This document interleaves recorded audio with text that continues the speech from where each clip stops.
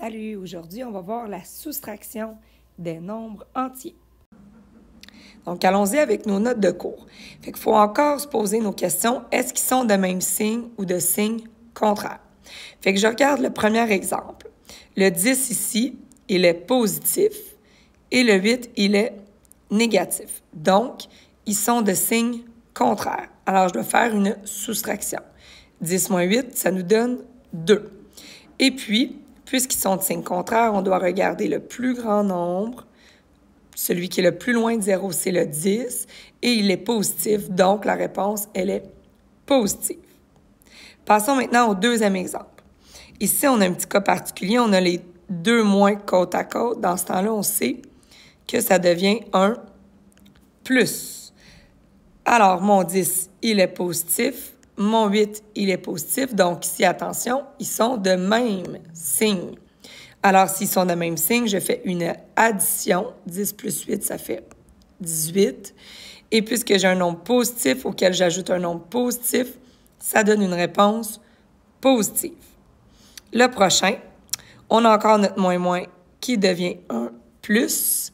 Et là, je me demande, le 10, il est négatif.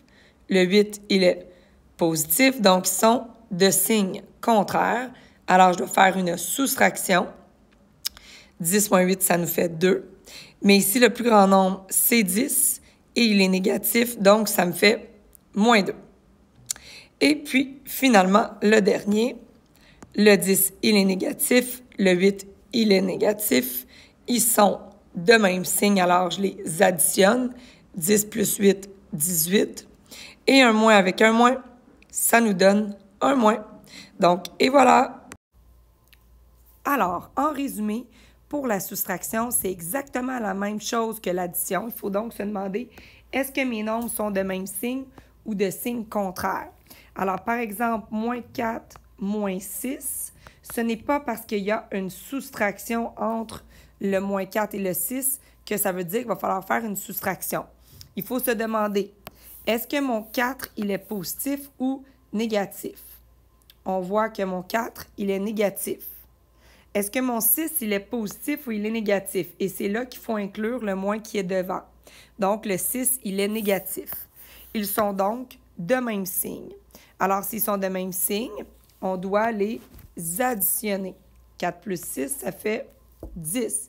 Et puisque j'ai un moins auquel j'ajoute un autre moins, ma réponse sera négative, donc moins 10. Et finalement, si je fais un dernier exemple, 4 moins 6, on se pose encore les mêmes questions. Le 4, il est positif. Le 6, il est négatif. Donc, puisqu'ils sont de signe contraire, je vais les soustraire, ce qui me donne 2. Et puisque le plus grand nombre, si on ne tient pas compte des signes, c'est 6 et qu'il est négatif, ma réponse sera moins 2.